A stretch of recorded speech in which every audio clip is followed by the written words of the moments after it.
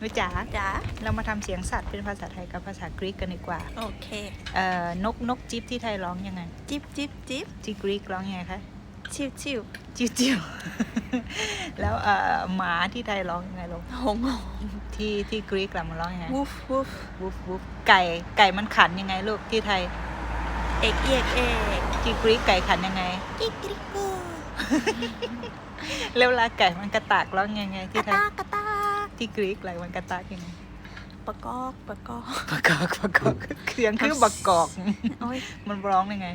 ปะกอก อืม ปะกอกแล้วแมวเวลาเรียกแมวกินข้าวที่ไทยเขาเรียกยังไงลูก เมียวเมียว แมวแมวแมวใช่ไหมแล้วที่ ใช่ กรีกล่ะเขาเรียกยังไง ปีสปีสใช่ไหม นั่นแหละ เออแล้วเวลาแมวมันร้องยังไงที่ไทย แมว ที่กรีกล่ะ เมียว เมียว เอียงคือกันเนอะ ไม่เหมือน